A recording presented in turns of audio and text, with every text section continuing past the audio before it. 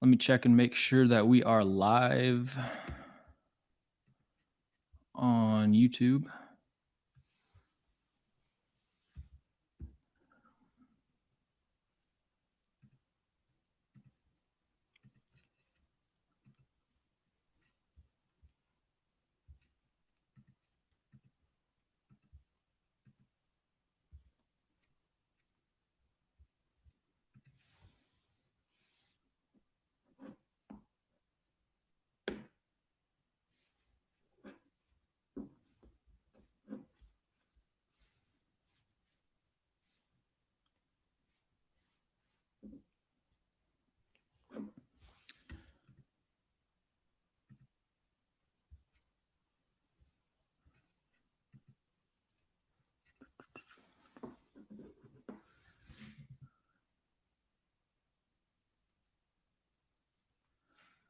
All right.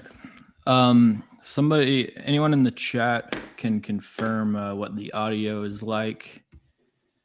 If I'm having any issues there. Ryan Watson was going to join us, but his audio was messing up, so we couldn't get it to work. We'll probably do a different one with him later.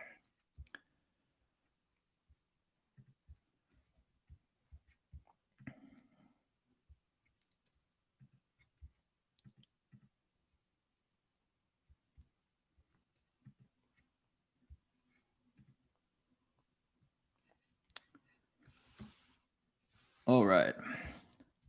For some reason, it's not showing up that I'm live on my computer. I'm not sure what the deal with that is.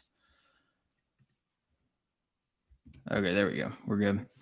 All right. So we are going to be breaking down. All right, appreciate it. We are going to be breaking down Ahmad Gardner, Tyler Linderbaum, David Ajabo, and Chris Olave. And gonna try to keep this kind of quick. Hopefully, go like 30 to 45 minutes. I've got some film of these guys cut up, and just gonna be kind of like a good little scouting report introduction to these guys. So we're gonna start with Ahmad Gardner, who is at the bottom of your screen, and you know he's kind of like a borderline top 10 pick consensus. A lot of people have him as cornerback 1. He's still my cornerback 2 at the moment, although there's a lot of movement still to be had.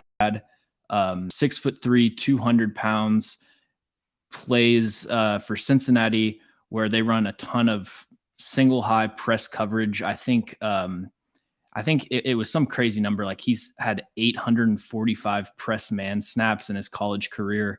Never allowed a touchdown. Just like I don't think it's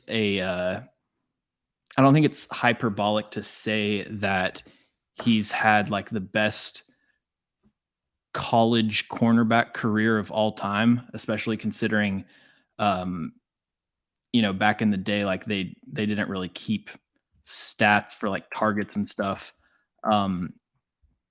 So you can see him right here, super physical at the line of scrimmage. He's got really long arms, built like a pterodactyl, really good reaction time, mirror ability, uses that length to make plays on the ball.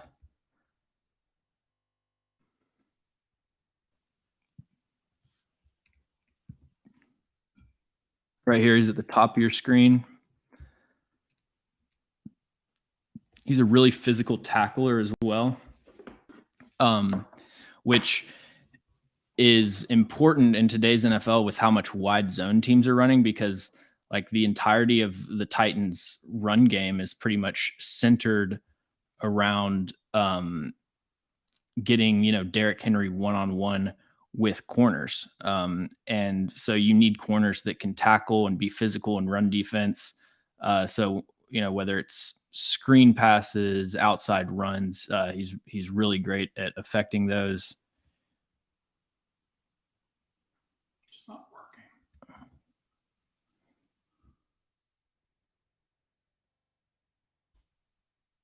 working. Let's see. Needs to clean up his footwork and press coverage a little bit still. But he pretty much shuts down routes before they even start. Um, that's why he has probably some of the most boring cornerback film to watch because he'll get targeted like twice a game, and because he just takes guys out of their routes before they can even get started.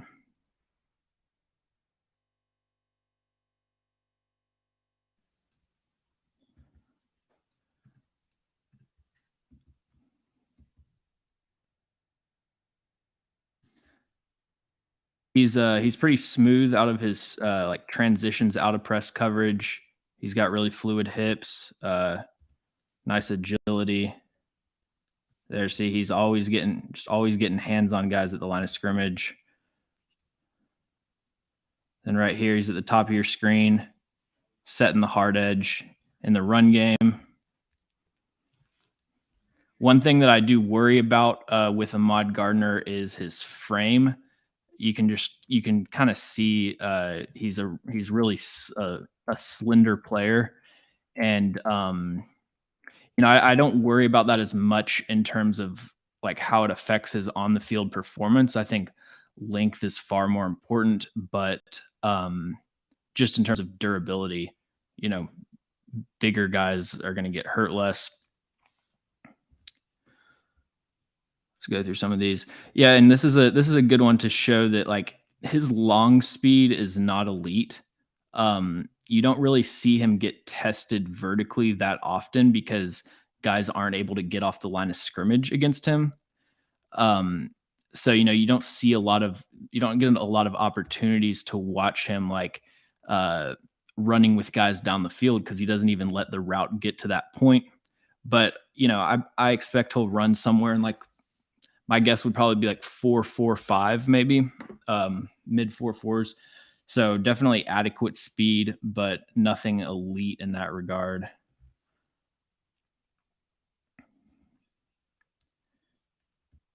This is a really good rep right here at the bottom of your screen. Watch his footwork. See, his footwork is still a little bit unpolished. Like sometimes he's just he's a little bit too trusting in his ability to land an effective jam.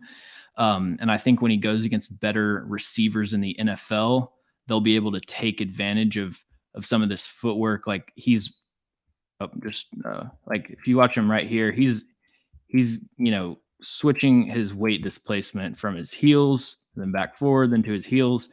You want that weight displacement as you're shuffling and press coverage to be a little bit more balanced. But then like down the field, ball tracking, length, uses the sideline well.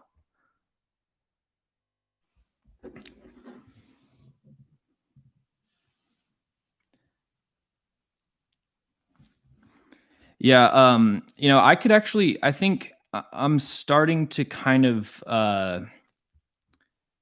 maybe be I wouldn't say lower on Tyler Linderbaum, but maybe a little bit more hesitant. I'm starting to see a little bit more Garrett Bradbury and a little bit less Jason Kelsey.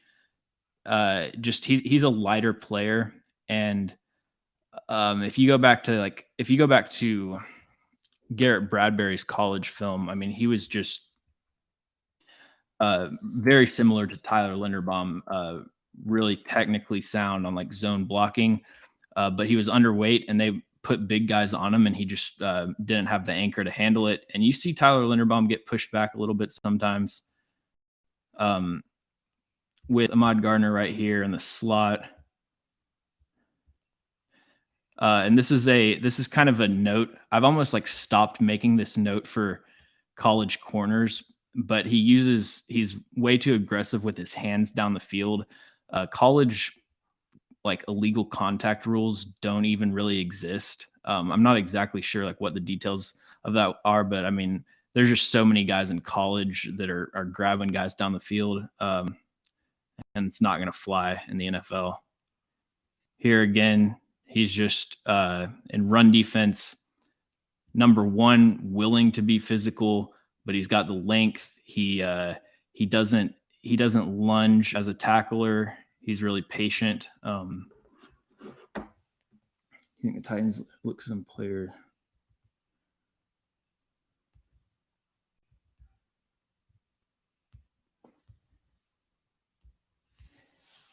Yeah, I'm not Al, I was having that same issue where like I signed in on another account and it was in the waiting screen.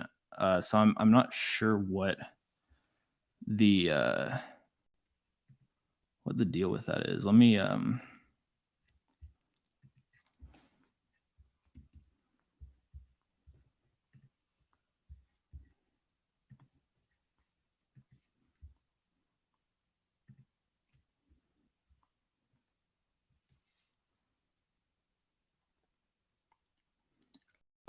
Titan do you think the Titans should look to players from bigger schools and completely skip small schools? I mean, there's nothing inherently wrong. And we'll move off of Ahmad Gardner because I don't think he's going to be available for the Titans anyways. But let's go to who do we want to do? Let's do Tyler Linderbaum. You know, the thing with like small school guys that makes it difficult is it's hard to really tell if they're an elite athlete or if they're an above average athlete who's just so much better than their competition. And so you get a lot of film that you kind of have to like throw out. And I'll use Dylan Radin's as an example. A lot of his he'd have entire games not last season because of COVID, but the year before, his last college year, he'd have a lot of games at North Dakota State where he wouldn't allow a single pressure, wouldn't get beat on one pass blocking rep. But you actually look at the guys that are going against him, T-Rex arms. They're like a 6 foot, 240-pound, like slow white dude, just like kind of barreling into him. And it's like, okay, he's not going to face anything nearly like it's going to be a completely different ball game when he gets to the NFL. But that's why combine and athletic testing and stuff like the Senior Bowl, where you can get guys reps against competition that's closer to what they'll face. That's why that's so important. All right, so Tyler Linderbaum is center, and I'm not going to point him out every play, but he's going to be the guy snapping the ball. The thing with Tyler Linderbaum is every single game he pulls off 3 or 4 reach blocks where you're like, yeah, he's the only guy in the class that can pull this off. He has a really explosive first step. And that's one of the biggest things with reach blocking is, if you watch him, he's trying to reach this like 2-eye right here. And, they're both, Linderbaum's trying to go here. The nose tackle's trying to go there. They're trying to go to the same place, but the nose tackle has an advantage of 1 step on him. And so that's why having an explosive first step is so important to be able to close that gap, make up that ground. And then, the other thing is hand placement. He consistently lands his hands. He has a little bit of a problem. I don't like how wide his elbows are sometimes, but hands are always under the armpits. And then his best trait, I would say, is just his ability to redirect no matter what the angle is. He's got really fluid hips so that he can just, a lot of times, let me pull up a really good reach block. So let's go back to right here. So a lot of times, like in this position that Tyler Linderbaum is in right now, a lot of times there's a lot of linemen that can get to this point, but if the person he's trying to reach or the person he's trying to block doesn't just continue going on this exact same path that he's trying to block him in, like if he tries to rip or swim or whatever, a lot of linemen are too stiff. They don't have fluid enough hips to mirror that trajectory and sustain the block.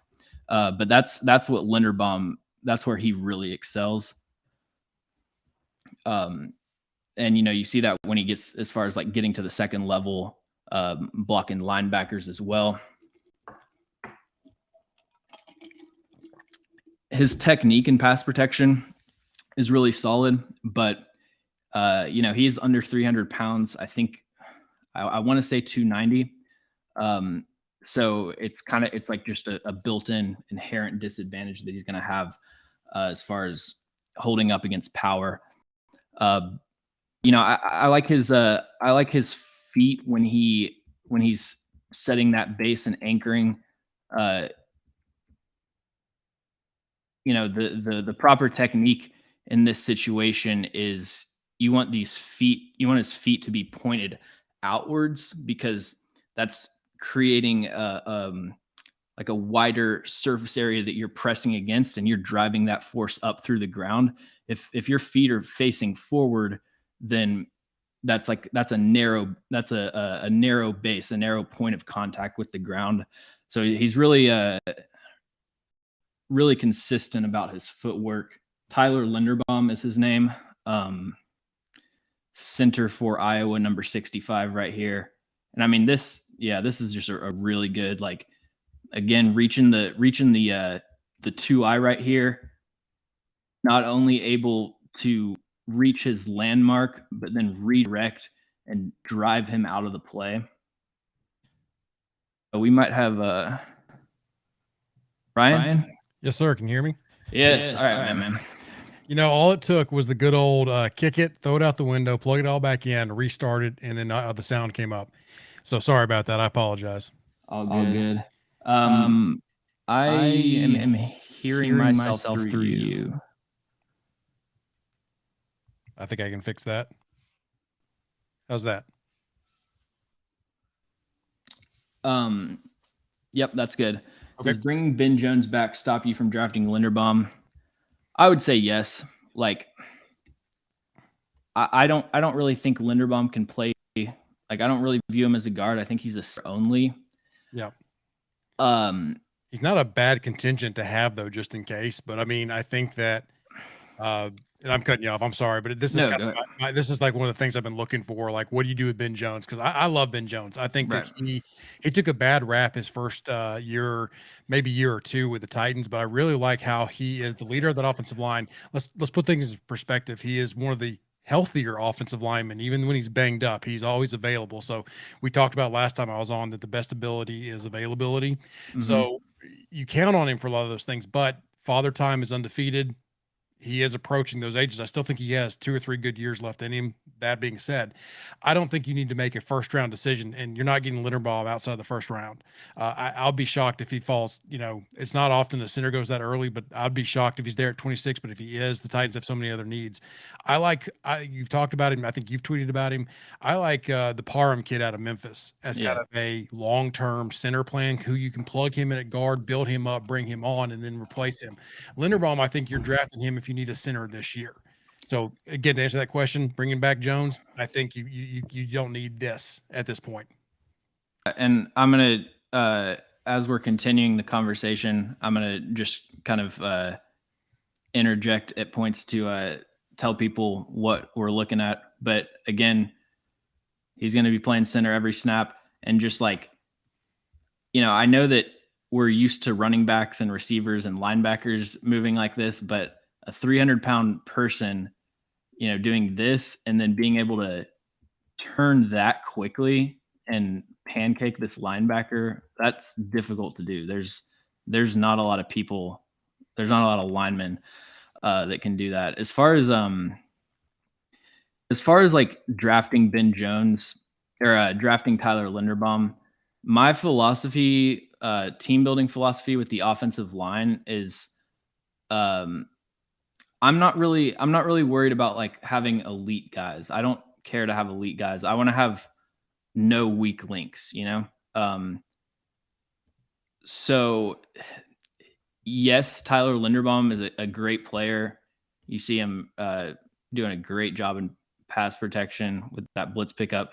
Tyler Linderbaum's a great prospect, but having a great center is more of a luxury than a necessity. I'd rather have no weak links. And so spending a first round pick at that position, not sure how I feel about that.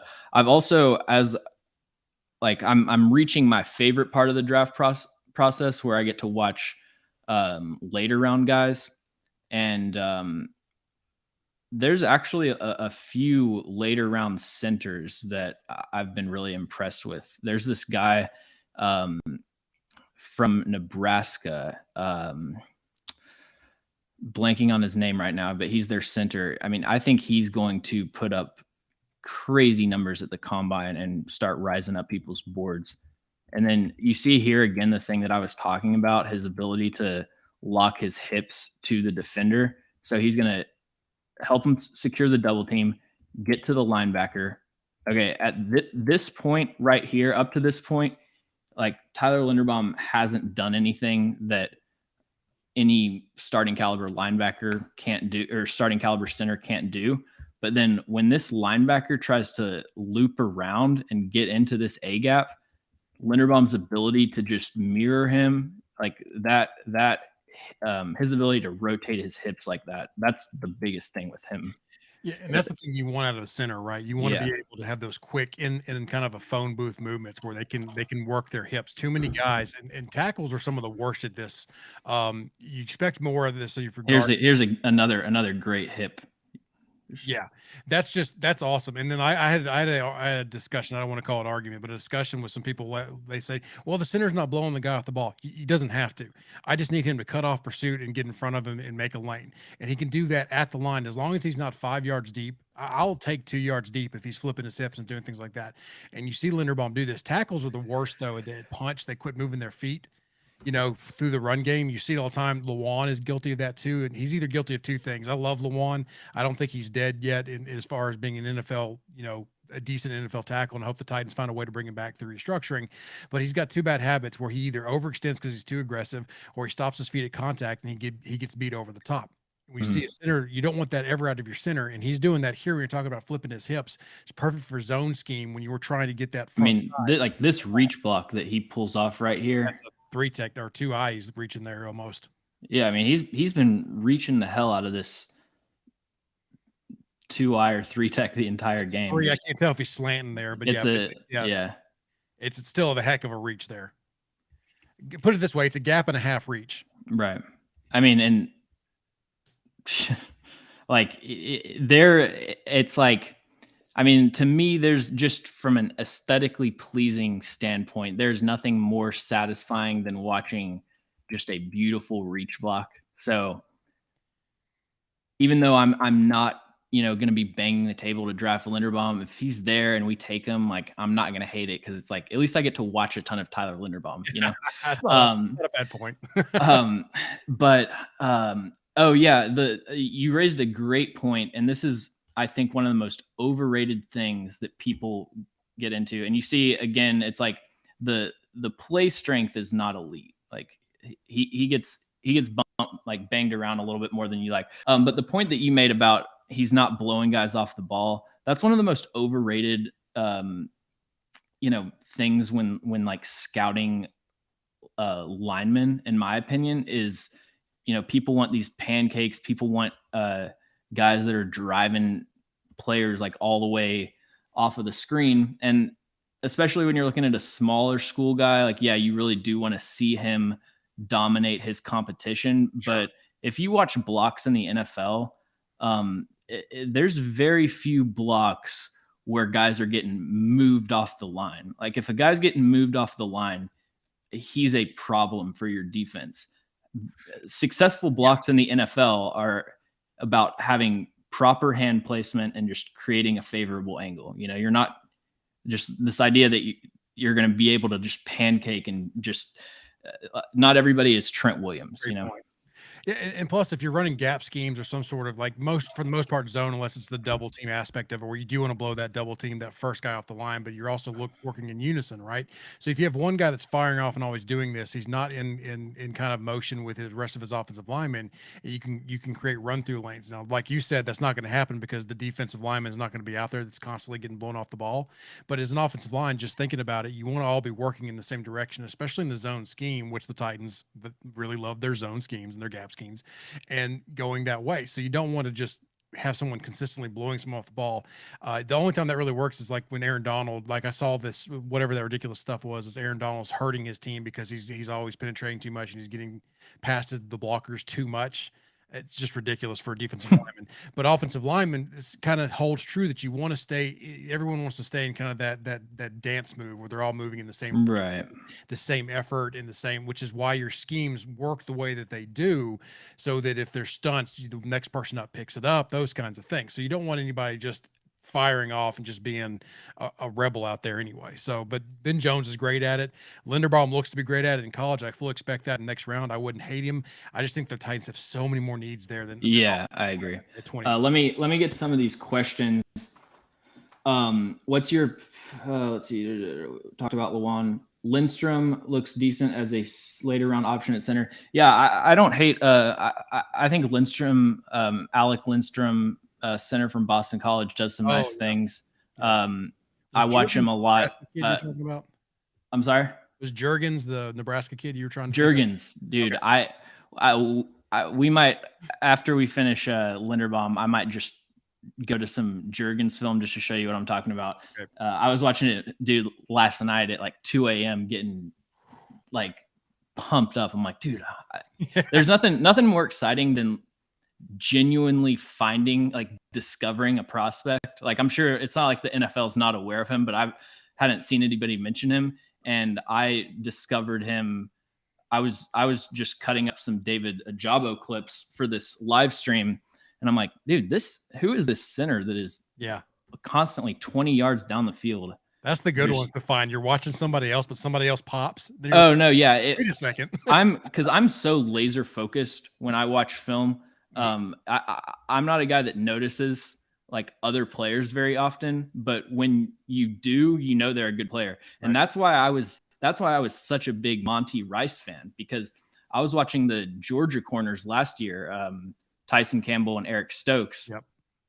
And, if you let yourself get distracted when you're trying to scout guys and like try to pay attention to too many things, you're just not going to take away anything from it. So I'm usually tunnel vision, but Monty Rice just popped out on the film. And so we drafted him and everybody was like, oh, what's this pick? Like, I hate that. And I was like, no, man, this guy can play. Here again, when he's as far as like stunts and delayed blitzes from linebackers, his mobility and pass protection, like his ability to just like get over closed space, really impressive. Sorry, I got to get back to these questions. Lindstrom. So yes, I like Lindstrom as like a 5th or 6th round guy. And then the other Boston College lineman, Zion Johnson, is excellent.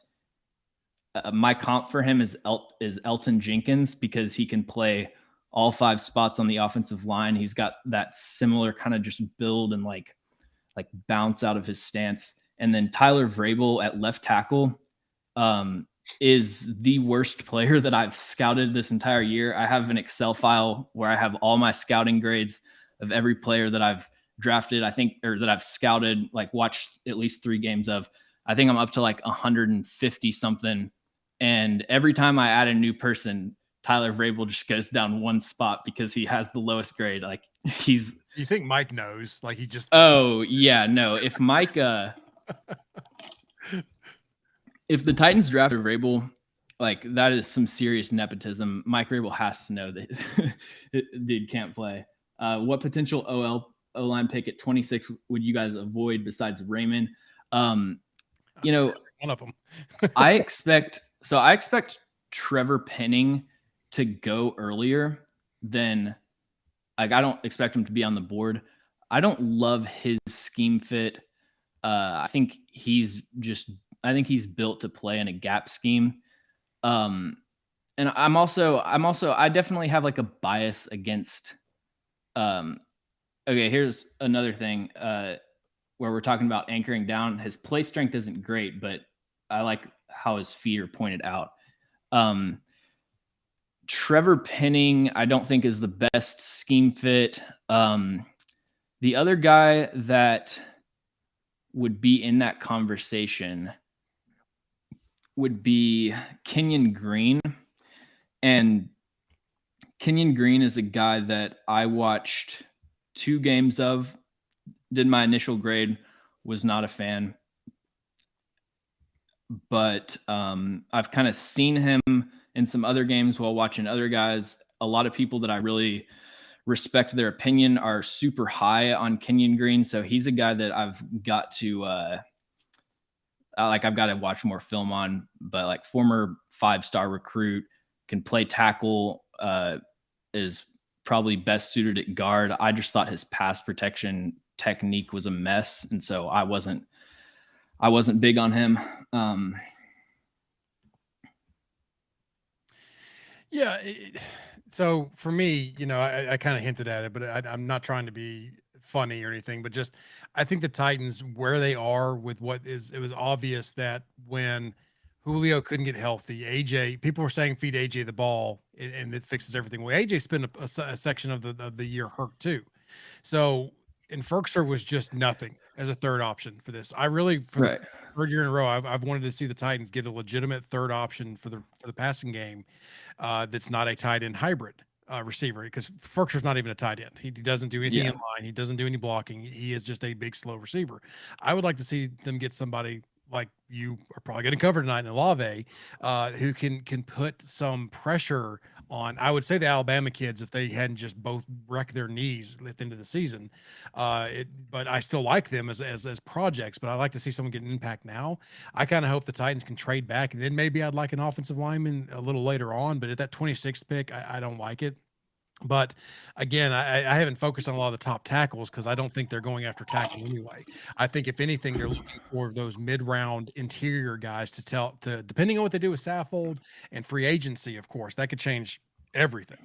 But I think that they not happy with what they have at tackle, but I think they've got a plan moving forward, and I expect them to do something in free agency at tackle. Yeah, and we gotta, like, next week. We gotta do a stream where we just go through offensive line guys, because we could talk forever about that. There's a lot of interesting guys. What I'll just say as far as the first round. Okay, actually, so Sobros Network, does Linderbaum have any experience elsewhere on the O line? I just looked up his positional snaps on PFF. This is for he's had 3 years as a starter. This is his snap count at each position on the offensive line. Left tackle, 0. Left guard, 0. Center, 2,317. Right guard, 0. Right tackle, 0. So I would say no. And then Jeremiah, receiver in the first round, absolutely. That's where I would go. I think it's a weapons league. It's an arms race. You just got to, keep adding firepower. Especially since no miracles happening, they're going to be stuck with Tannehill. I fully expect Tannehill to bounce back a little bit and have a little better season than he did last year, because he was still pretty accurate despite the interceptions, despite everything else. He finished his advanced metrics. I want to give him another toy, and again, he's not an elite quarterback, so get him all the help you can, in my opinion. Yeah, and I mean, it's like, yeah, I totally agree. And then as far like trading down is like the popular, everybody wants to trade down. I agree. Not just this year, because the first round isn't that good, but I just always, the answer to should we trade down, I don't care the situation, it's yes. The only time I'm against trading down is if you're in the top 5 and you've got like an elite quarterback prospect that you're trying to draft. Outside of that, yeah, just get the picks. My thing is just, I don't know what teams are really, I don't know how many teams are going to be itching to get into this first round. Right. So yeah. But we are going to move off of Linderbaum. I think really good center prospect. If he fails in the NFL, it'll be a result of a lack of play strength. Let's go to Chris Olave. Yeah, real quick while you're pulling that up, just two, and I don't want to spend much time on them, but two other offensive linemen I wanted to give people. I mentioned one of them, Dylan Parham. He's like, I've fallen in love with Linderbaum, Dylan Parham, and Tyler Smith in this draft. And Tyler Smith, though, I think he's got a bit of a. If you watch him, I think he has a tendency. He's 6'5", 6'6". I think he has a tendency to play high sometimes, but I think that can be corrected. He also he is a mauler without an initial violent punch, which is kind of an odd thing for me to watch. He has this kind of outside in type of a punch, and he gets more outside than he does inside. But that dude's got a nasty attitude and finishes almost every single block he comes across, and I absolutely loved watching him. So if anybody out there has a chance to see some of the Tulsa offensive tackle, he's fun to watch. Yeah, you know what? We've got the O-line guru here. Let's watch Tyler Smith. When you talk about, I mean, this offensive line class has a lot of what I call two angle guys, which means that you can't just watch the end zone angle because half of his best plays are him driving guys out of the screen. Like you've actually got to watch the wide angle. And like just from a pure entertainment standpoint, Tyler Smith, who is our left tackle right here, I mean, he's a menace to society. I don't think he's a good player though. Like I posted a clip, I posted a cut up of like his most aggressive plays or whatever, mainly just because it was like fun. I don't know. Maybe he could play guard. I just think as a tackle, his hand usage and his footwork. Oh, I think guard. I don't want him to tackle. Yeah, no, I just think everything is a mess, and it's like he's wrestling. He's not playing football. He's playing pro wrestling. Where he comes out like this too much, where he grabs from the outside. And did you notice the way that he anchors? Like, you can maybe speak to like if this is okay. I've never seen a guy that like anchors like this, where it's like just like a full hip thrust. I guess that's okay. I just feel like, I feel like in this position right here, what are you going to do against an inside counter? Like, are you in any position? So there's different kind of anchors, right? So you've got your emergency brake, which is where you just fall and you pull the guy down on top of you. You've got your single leg where you stick your back leg in the ground and then you get right back to wide. The difference there is you can get thrown pretty easily from that. You have your duck walk back, which is kind of what you were seeing Linderbaum do a ton, where he's got the toes pointed out and he's just edging himself insoles. Yeah, exactly. So he's kind of edging himself back, and he's I call it the duck walk back, but he's just kind of pacing himself, and he's ready for any directions. That's what you truly want. And then you get a guy who's literally wanting to rely on his upper body completely, and he gets bent back and that's when you see that hip thrust because he's not bringing his legs with him.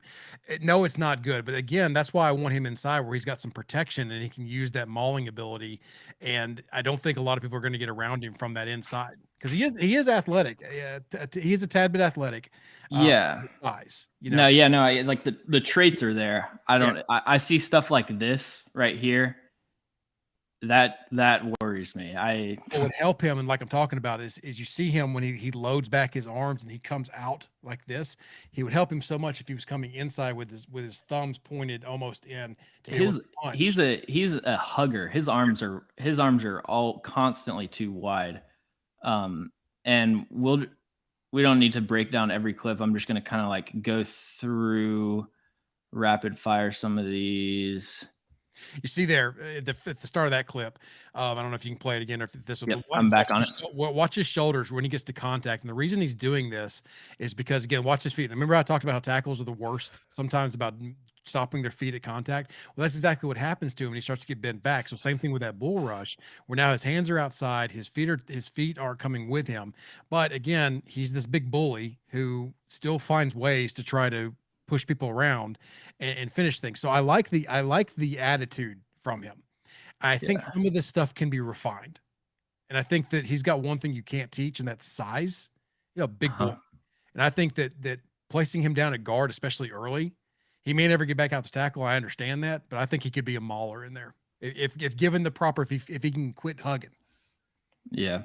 All right, we can do a more in-depth one of Tyler Smith. Just wanted to give people some context of what we were talking about. So we've got Chris Olave and David Ojabo left. I got 2 games of Olave here. So just my initial thoughts on Olave. My comparison for him is Calvin Ridley, in terms of being, I would say, an above average athlete, like a B to B plus athlete, in most regards, just a super polished and refined route runner. Mm-hmm. He's one of those guys where you watch the way that he runs routes and it just seems like he's been playing receiver since he came out the womb. Like that's how it was with Patrick Surtain last year, watching him. Just, it's like you watch him, you can tell that his dad was an NFL corner. You can tell that he's been like, he's been taught press technique since he was like 6 years old. His ability to throttle his hips on curl routes is the premier trait of his. He's really quick getting in and out of his breaks. He does a good job of fluctuating his speed throughout the route. We've got him right here. Does a good job attacking corners' leverage. He didn't face a ton of press coverage, which is kind of, which is normal for corners, but he does get too high on a lot of his releases. You can see right here. Let's see. Gives an opening on the chest for the corner to land his jam. I like his footwork and press coverage, but I think just like the biggest issue with Olave is physicality, playing through contact. You see that at the line of scrimmage. You also see that at the catch point. As far as like, I mean, as far as like contested catches, but watch this. This is Chris Olave in a nutshell right here. Like a lot of times you'll see guys, I've been watching Treylon Burks a lot, who I am not a fan of. And you watch him run like a deep curl or something, and those gather steps, it's like da da da da da. Mm-hmm. With Olave, it's full speed, da da. It's yeah. and like that seems minor and like nuanced and technical, but I mean, you've got to be flawed. Like he's a technician, and he has just like elite short area movement skills. The other thing I really love with Olave is the angle that he bends, that he breaks on his routes. He's always coming back to the ball. He's always creating a favorable window for the throw. So right here, he's throttling his hips. A lot of receivers will just run this out here, like this direction. Mm-hmm. And then that's where you'll see these deep outs and these comebacks get intercepted because the quarterback's going to throw the ball, and then you've got that angle right there. Yep. But instead, Olave bends this. He's going to bend this like back to the ball, and so there's no angle for the receiver or for the corner to really come back and make a play on it there. You know what I'm saying? At the top of the route too, you see him kind of stick his foot in the ground. That's part of that dead-eye you're talking about, where he's got the real quick recovery to get it out of his break, but he's also leaning into the corner to set him off, because now he doesn't know if he's breaking up and out or if he's breaking in. Right. That little stem step right there at the top. You can kind of see it. It's small on my screen, but I can see it where he's got that leg extended. You can see his shoe out there where he's sticking his foot in the ground. That's helping him come out. Now he's got the guy on his back. Well, he doesn't have anybody on his back because the break was so good. He's open by 3 yards, which is what you want to see. And that's kind of what I'd love to see out of it. And again, I see it in the chat here where they're, and I, sorry for looking at your chat. That's your job, it's your show. But say Garrett Wilson, yes, I would also like to have Garrett Wilson. I would also like to have a lot of other guys. But I think that Olave is the one that'll be there at 26 for the Titans. Maybe a little after that if they trade back. I'm not sure. I think he'll go around there from the mocks I've been seeing. But I just think that he's a guy who can play inside to take advantage of some of those mismatches, especially with his route running ability. But if say one of your big two goes down, he can go outside and be very effective at it. And that's kind of what I'm looking for if I'm drafting receiver with Julio Jones and AJ Brown out there. If I can connect someone who can kind of come in and still contribute from a third receiver type option, but also fill in out there as a 1 or 2 or 0x, that's what I'm looking for. And I think that Olave can do that. He meets a lot of the requirements for me. Yeah, as far as Olave versus Wilson, and Wilson will probably be a guy I cover on the next one of these streams. Like, I would have to check. I think I have Olave, or I think I have Wilson at like 12 and Olave at 13. They're neck and neck in terms of my grade for them. So like that's going to be something that's heavily debated because they're from the same school and everything.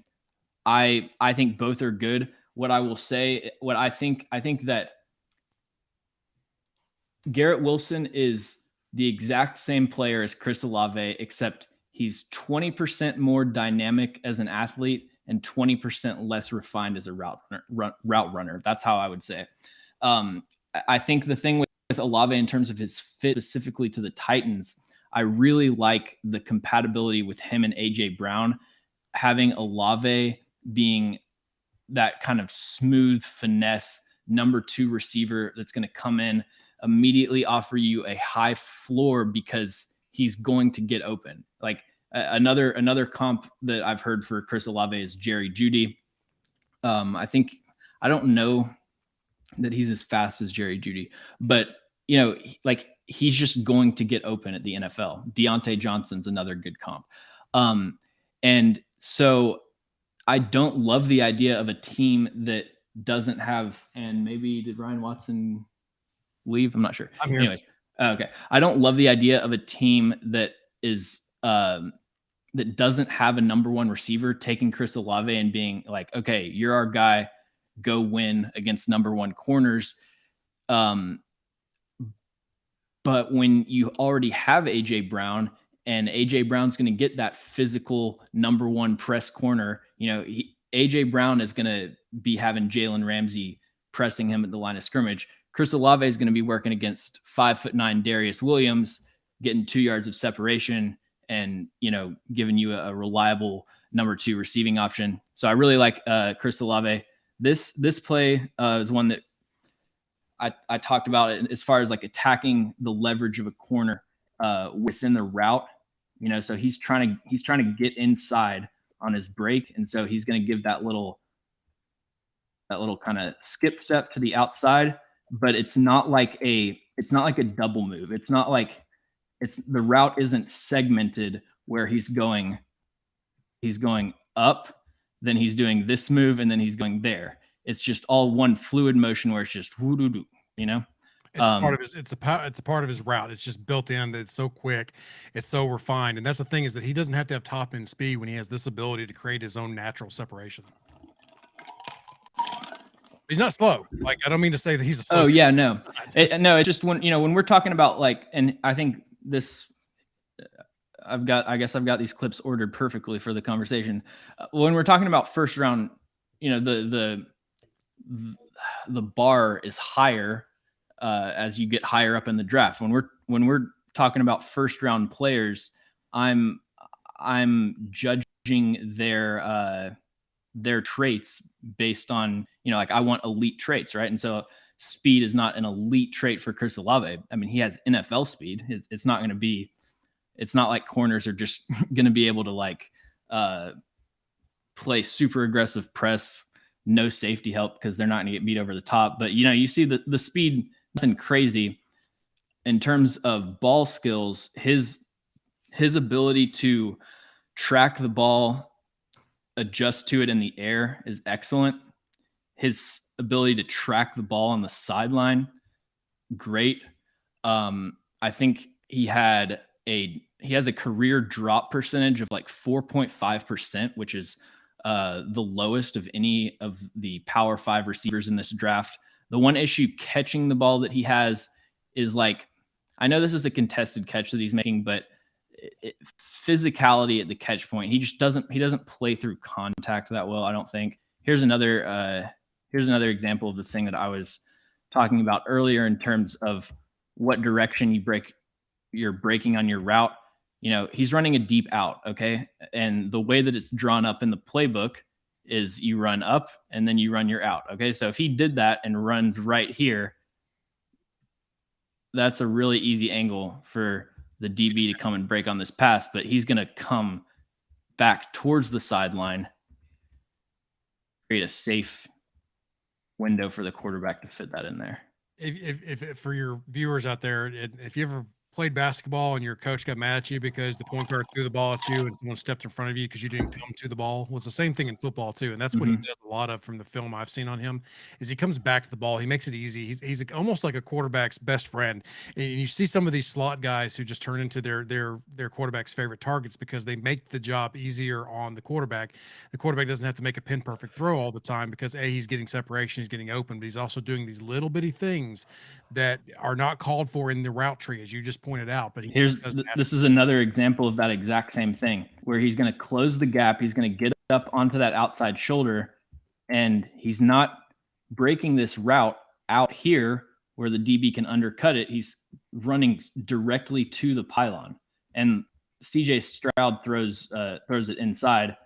I don't blame Olave for not making that catch. Like that's when your entire focus of the route is getting to the opposite direction that the ball's being thrown, like you're not in a good situation. But right. That's I've just been so impressed with Olave's, like you can tell he's just like a well-coached player, Yeah, and to your point, like one of the toughest things I had to teach when I was a receivers coach was the post or the corner route. And guys always wanted to run the corner route exactly how it's drawn up in a playbook, where you're just running at that angle, and they would sometimes undercut it or whatever. But what you want to always talk about is keep it skinny at the top at first, because what you're doing is you're saving so much green for your quarterback to throw you open if need be. Because the guy who's covering you deep, whether it's man or any kind of like a cover 2 or cover 3, if that safety's on your back, he's going to be running where you are. So if you immediately start running to the corner, you're inviting your coverage to come with you. And so what Olave does is he saves the green, or he does little body movements to do that. Because when you have that corner route that's going out, but if you just automatically run to the sideline on that, you're bringing too much with you. But if you keep it skinny up top and allow the green over the top, then that allows the quarterback a bigger throwing window with less error can be made. Yeah, and I mean, you've got to have that. You've got to have that as a receiver like Chris Olave, because the way like he's gonna win as a Keenan Allen type of like timing chemistry with his quarterback receiver, and being able to really just seamlessly integrate those nuances of how you run your routes into your game. Like that's crucial in the NFL. The other thing is like what I'm sure you said as like a receiver coach, when you're running a stop route or a comeback or whatever, you want to make everything look like a fade route, Yeah, get the back pedal, get the wheels moving backwards. He does a good job of he doesn't sell his routes. Here's another really nice route. I know it's kind of just like into an open void, but you can see his ability to stop. He's so efficient. That's the best thing I can tell. He's efficient with his body movement. Yeah, it's like he's like the opposite of a newborn giraffe trying to walk, if that makes sense. He's just, it's like, it seems weird to say about a pro athlete, but he's so coordinated. He's never out of control. Right. He's fun. Yeah. And that's why I like him. Cause I think that the Titans are kind of in a win now mode, right? Mm-hmm. And that you can't really take on a project, which is what scares me with the two Alabama kids, because I think it's going to be a year before either one of them are right or back to what they were. I think they're going to be fantastic receivers. Don't get me wrong. But I think if you're trying to have someone that has an impact now from the draft, he's one of my favorites, or the ones that I've kind of, and again, that's probably the reason why I'm not a GM, because maybe the Titans have their eye on an edge or a tackle to make up for their past couple of years. But I just think that he could help out the Titans offense and not have to be the guy, which I think is where he needs to be. I think that's the situation that Olave needs to be in, because you want to maximize not only who you're drafting, but where he's coming to as the environment. Like Derrick Henry, would he have been as successful as he is if he wasn't with a team that utilizes him or has the type of offense that utilizes him like the Titans do? Those kinds of things. You never know for sure if the guy went to the right place or not. Obviously, if it works out, you did. But when the guys fell, if they go somewhere else, would they have been more successful? Kind of a thing. You have that thought. You just never know, because they didn't have that chance, and then they're broken by the time they go anywhere else. But my point there is, I think that Olave, to me, that's why I like him so much that early, and why I hope obviously free agency changes this, but Olave could really answer some questions and be a contributor early for the Titans, in my opinion, based only off his route running. Yeah, I agree. Yeah, I mean, as far as the Bama guys, like, so my scouting process, as far as how I just sort of attack the draft prospects, is like, right when the Titans season ended, I basically just made a list of the 100 kind of top guys that I was just seeing on boards, mock drafts, that sort of thing. And I went and watched 2 games of each of them, just so while I was doing in-depth film study of everybody, I still kind of knew what I was talking about most of the top guys. And then right now I'm at the point where I am, where I'm like really doing in-depth study of guys and watching 6-7 games. Jameson Williams is still a guy that I've only watched a couple games of. And so my evaluation of him is not complete, but yeah, to me, he's like a mid to late first round guy. I wasn't that impressed with John Mechie.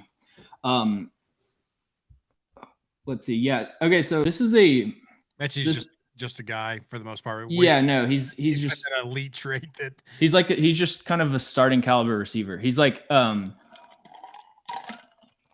the Kenny Pickett of receivers to me. Like I said in my quarterbacks video that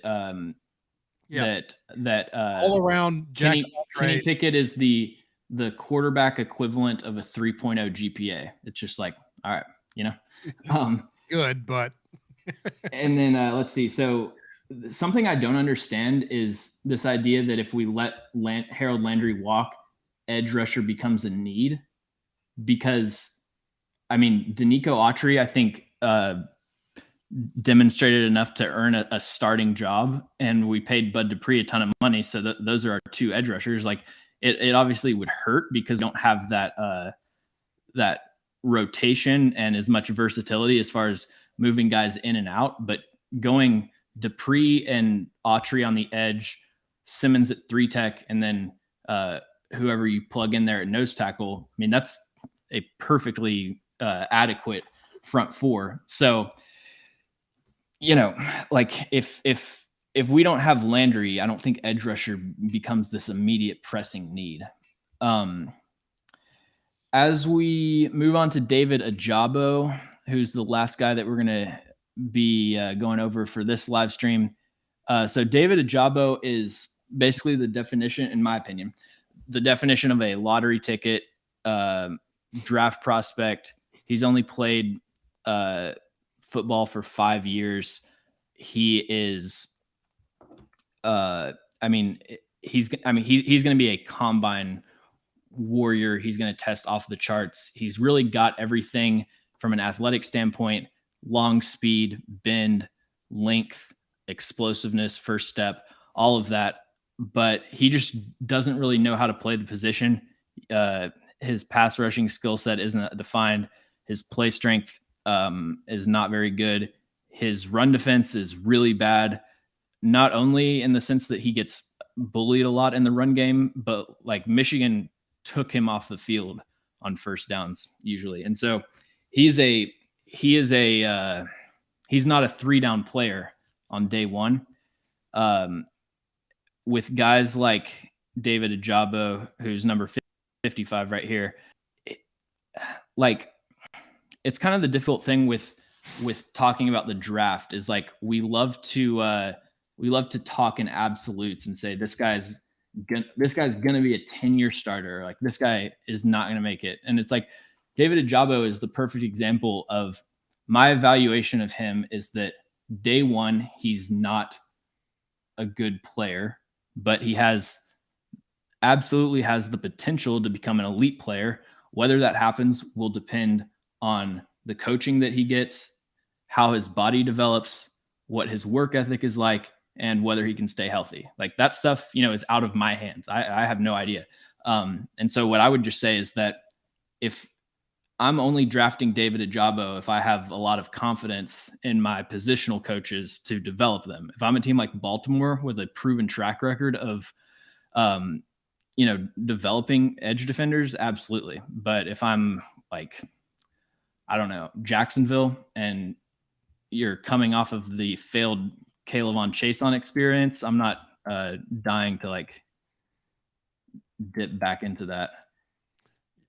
I watched just obviously I watched the games live during the season, but one of the two games I watched from him was the Nebraska game, and he got worked a little bit.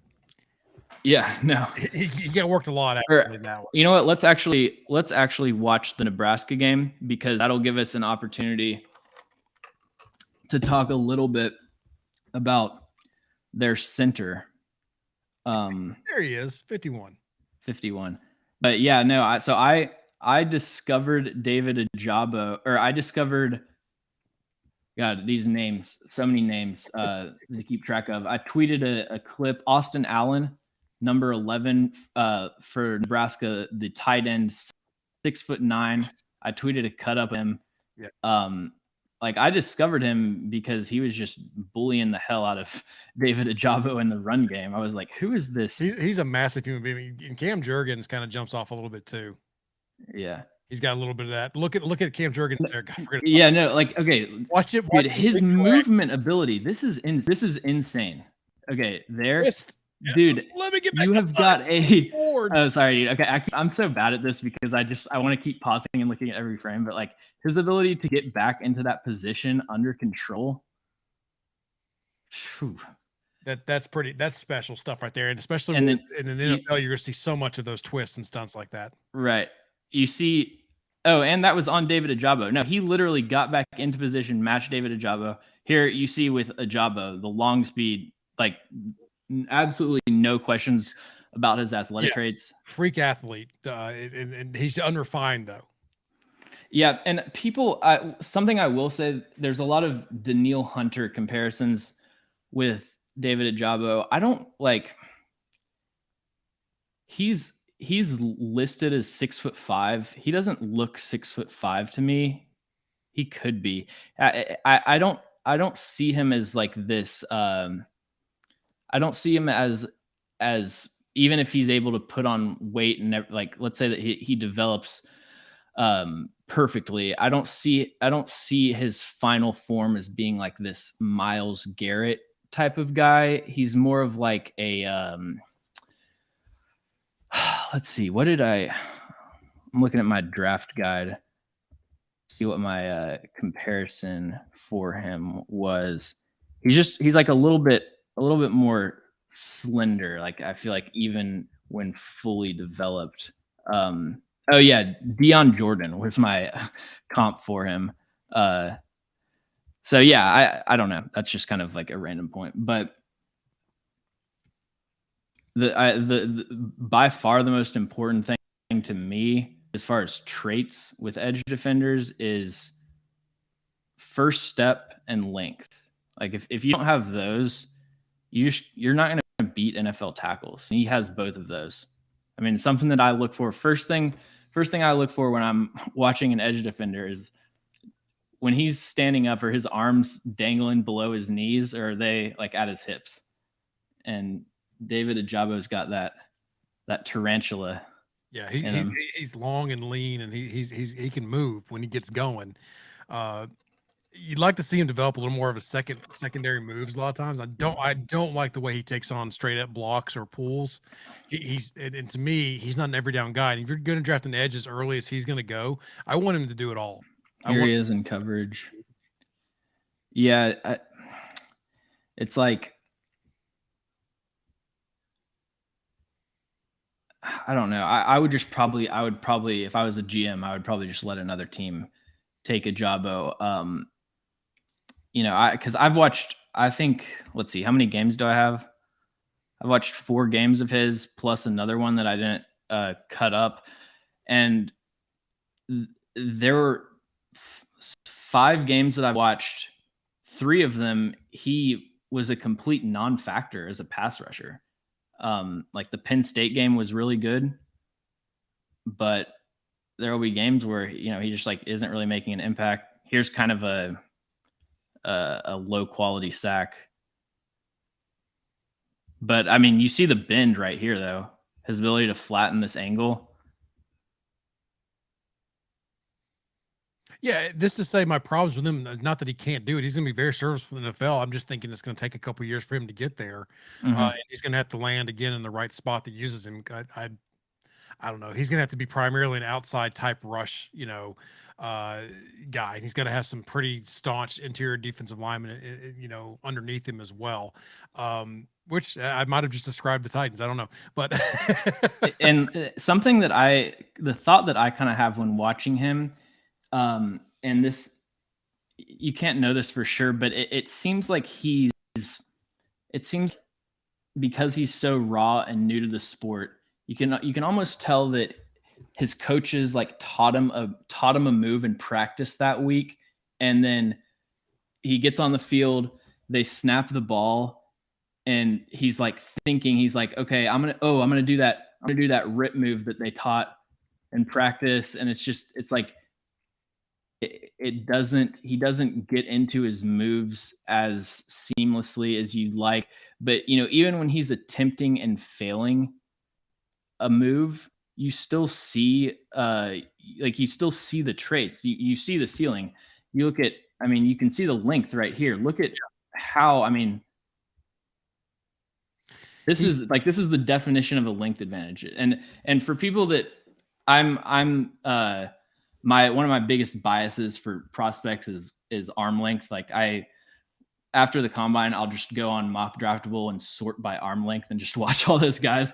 But it's so important, especially in edge rusher, offensive tackle interactions, because establishing first meaningful contact is critical. Like if the roles were reversed, if you're an offensive tackle and you are able to get hands on the pass rusher before they can, like there's not a lot that they can do. And you just see how quick his hands are. He's able to get that.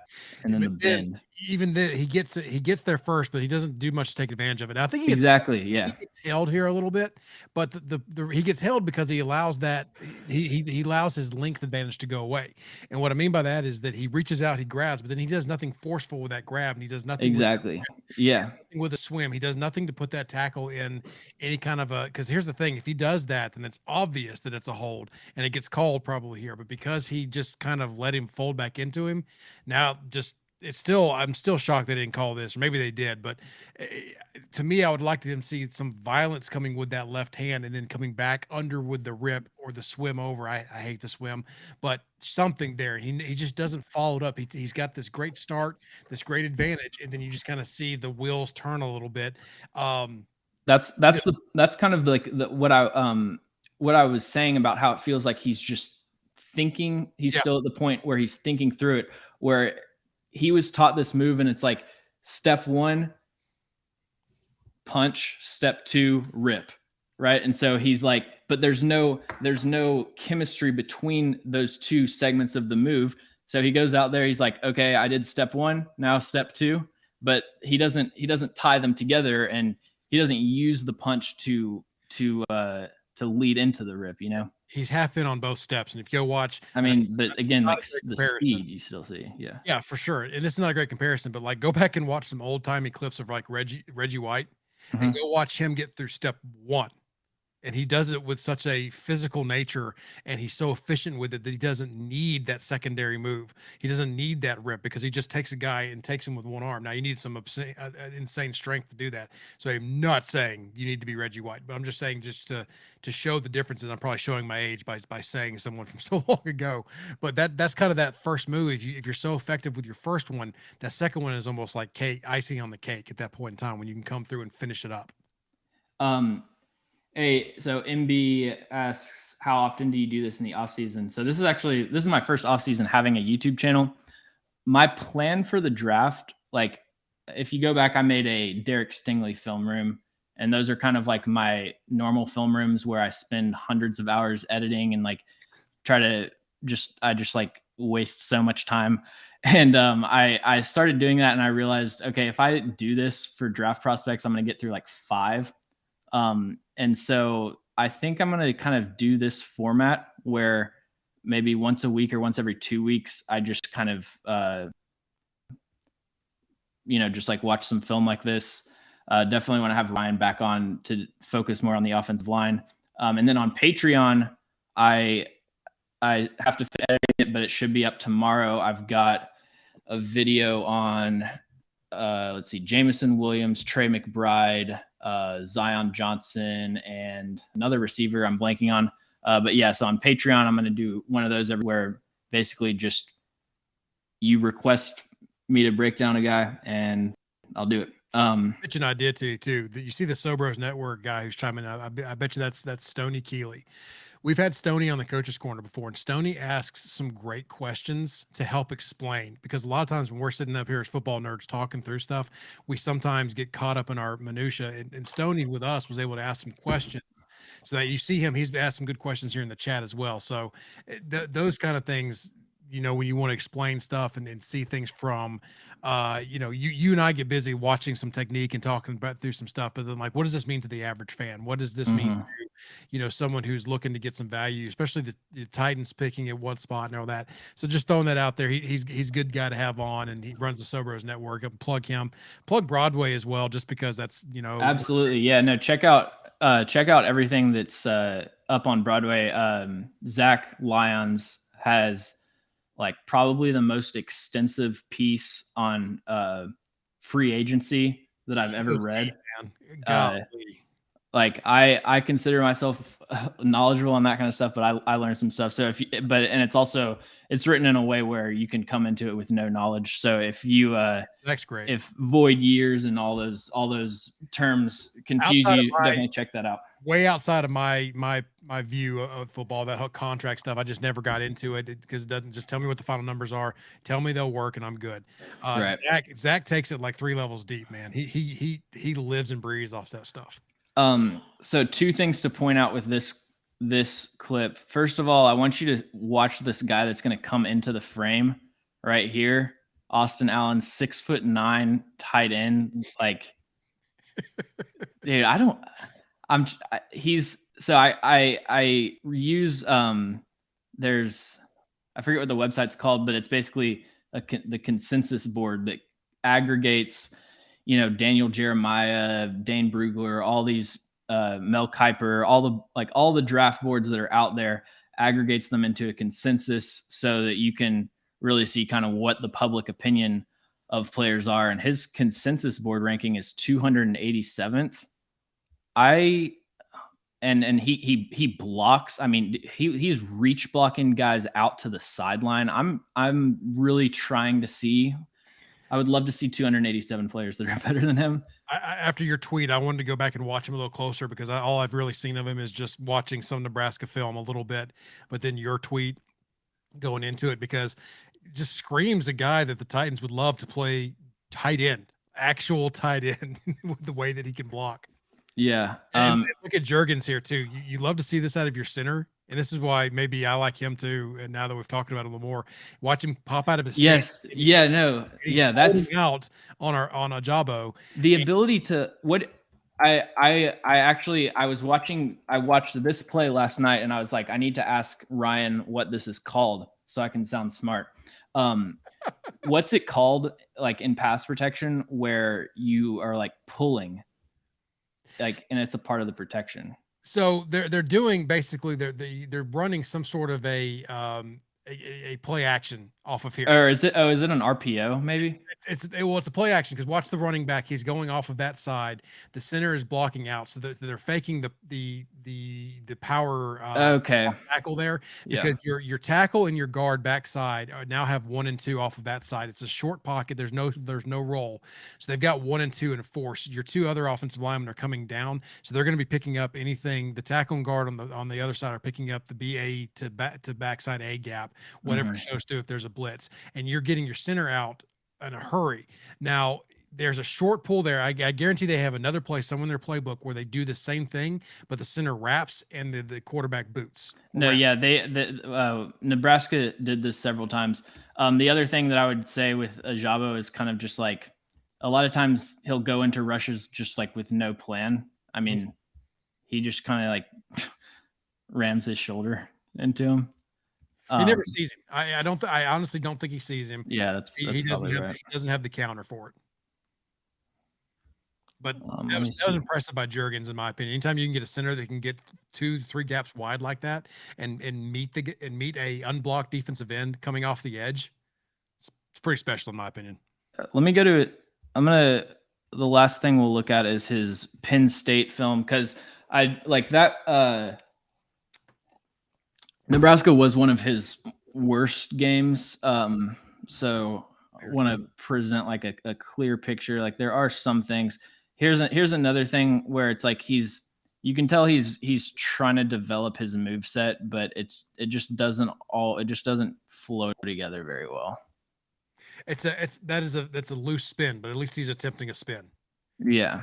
He's not tight in it. You see what on that last play, he kind of opened his hips a little bit too much, and then he doesn't have that tight, real quick replacement step getting back around.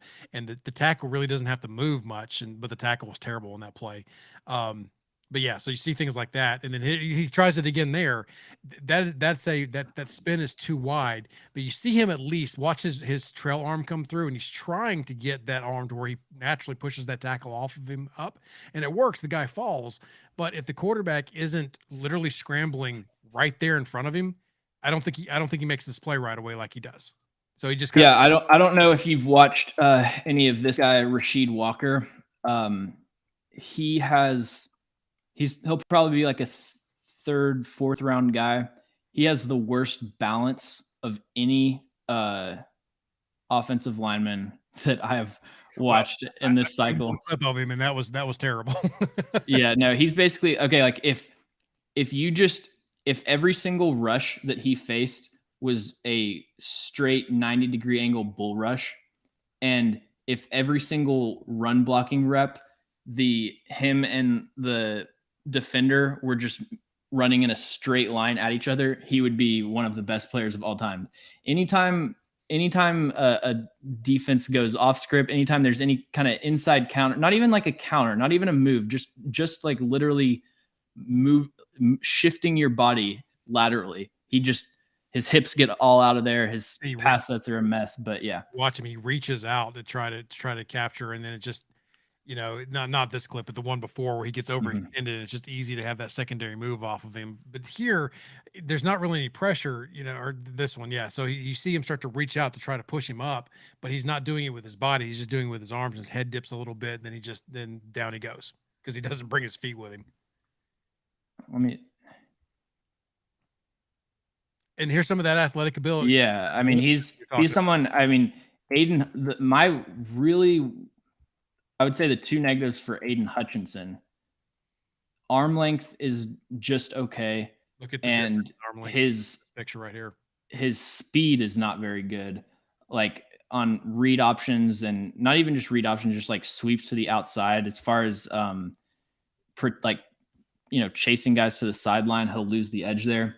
But yeah, I mean, Ajabo, I'm really interested to see what he runs in the 40. Yeah, which is Duke can go for sure.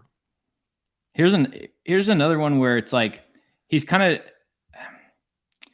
sometimes it's hard to tell, like, because when you, and like every single pass rush, everybody loves to come up with like cute names for pass rushing moves, but when you're going like 2-hand punch and then rip under, there's, sometimes you're really trying to establish firm contact and then make a hard rip under. And then there's like ghost technique, which plugged for my Harold Landry article. I talked about him doing that, where you're trying to flash the hands, get the tackle to extend, and then dip under. Sometimes it's tough to tell what Ajabo is really trying to do. Like, it's tough to tell if this punch right here is intended to get the tackle to overextend, or if he's actually trying to like play through contact there. I didn't do a great job of explaining it earlier, but that's why I was saying that his initial setup needs to get better so that when he does ghost, it's something he can take advantage of. Or that's a great term. I've actually never used that before, but I just called it, I guess we called it Houdini, or just the show of the hands and try to rip under when you're showing punch and you get the tackle to start to brace. I had a guy that I practiced against him all the time, transferring from a D1. He would do that where he would Houdini me, and then he would bring his arms down in a chop to try to get me off balance. It took me one time to learn that one. I never fell for it again because that hurts like a zombie. But here, his initial, you can't tell if he's just getting both hands and there's no pop to go around, or if he's truly trying. That's to your point, to just kind of what I was trying to explain earlier. His bend is fantastic. And when, like, I know I'm using a lot of for the next month, I'll be using a ton of really like pretentious scouting terms. So just everybody get ready for that. But like when people talk about bend for an edge rusher, it's the ability to get up here and then flatten your angle to the quarterback. It's about the second half of that rep. And so that's what, like, Von Miller is the classic bendy edge rusher, where it's not, I mean, it's insane. It's not even, it's calling it bend is disrespectful. He's literally limboing, like under his knee can be like scraping the ground. Harold Landry, super bendy. That's why coming out, people called him like baby Von Miller, because he was like basically Von Miller, but just a little bit worse. And yeah, but you see this bend, his ability to flatten his angle. A lot of guys can't do that. Rashad Weaver, for example, when he would get to this point when Rashad Weaver would get to this point in his rush, he was going right here, right? Because he didn't have the hip flexibility, the ankle flexibility to flatten that route and get to the quarterback. So yeah, high end traits. So here's the really good play. I think this is a better bend example. If you want to look at what he does, you watch him drop there. Yeah. He's getting everything down, and he gets in there, and he's got the length. So here we're talking about the length again, where he can't quite get there, or he may not get there. But what does he do? Is he sticks his left hand out there as he's going through, and he's able to knock that ball out of the quarterback's hands. It's sloppy on the quarterback. But that's what you're looking for, because these kind of impact plays, and he's going to be able to do this. I saw Stoney, there it is. This screams situational specialist, and that's kind of where I am with him. I think he's going to do one thing really well, especially if you can add a little more pop to his zip. That's actually not bad. Pop to his zip. I think that he can be very, very, very effective. I just don't know what you do with him on rundowns or against the run. I don't know that I agree. Like when he says situational specialist, you mean like just a designated pass rusher, basically? Not necessarily. I mean, just the way he plays.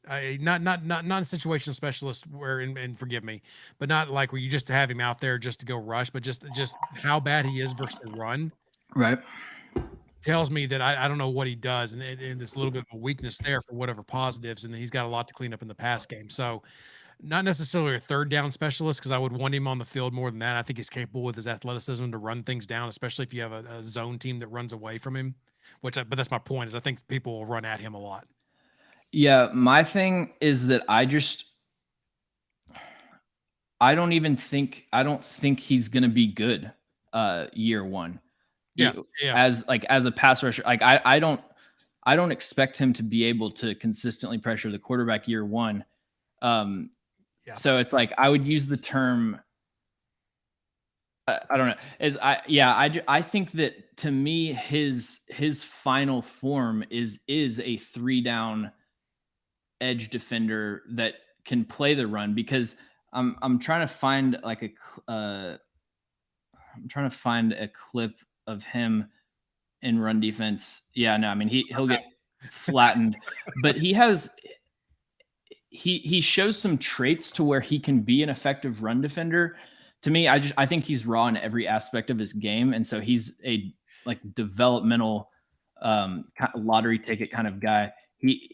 Here's one. So his best trait in run defense is setting the edge, and then when the running back bends inside, being able to explode back into the lane. That's also Aiden Hutchinson's best trait, but he has that explosiveness and that burst to and again, that's using his athletic ability to be able to come off the block, and plus you would hope that he would be able to beat a tight end in that situation, especially when everything else is gapping inside on that. But it's just, and I don't have any problem with him running things down and being able to still be and to make a play like this to where the quarterback can't get past him. I mean, this isn't a bad. This is a high end play. Yeah. Like he's taking away the pitch, which I don't know if he's supposed to have quarterback or pitch here based on. So, but I mean, his ability to play both. Yeah. A lot of guys are on stilts, and sure, it's great athletically, but I think in this scheme here, he's supposed to play quarterback, and he gives up, he goes to pitch, but then he recovers, so he has that athletic ability. I think your pitch man is, I don't know, I can't see the number, but the linebacker 29 or 25 coming off the edge. I think there's your pitch, and I think he's supposed to play quarterback here. But to his point, he steps out to take away the pitch and then folds back in to not give the quarterback anywhere to go. I think that's a 2 or 3 yard gain. So again, it's pretty elite play and heads up, but I'm nitpicking a little bit. Yeah. To me, my development track, my ideal development track with David Ajabo is draft him, try to put 15 pounds on him, and he won't be as fast, but I don't really care about him. Speed is not really that important to me for an edge rusher, and just try to develop his move set. And I think that he has the length and explosiveness to be at least a solid run defender. And I mean, you see flashes of strength. I don't see it consistently yet. And I guess his pain is he's a year 2 or year 3 guy for me. I might have mentioned that earlier. I was thinking it. So if I didn't mention it, I apologize, but that's kind of what I'm thinking. And again, if I'm thinking Titans, I don't need a project early in this draft. I mean, I need someone who's going to contribute, even if it's not the home run hit. Just someone, especially missing 2 years in a row, essentially on your tackles, and then obviously the Farley getting hurt, your first round draft pick last year. I know that's not really a miss so much as it's just bad luck. I think with this first pick, it's just not necessarily play it safe, but you need something to contribute and not something that you have to work on. Yeah. No, for Titans, I'm not really going with David Ajabo. All right. Appreciate everybody joining. Went an hour and a half. Pretty solid. We'll work out the details, but probably going to do one of these next week or the week after that. So yeah, tighten up and peace out, everyone.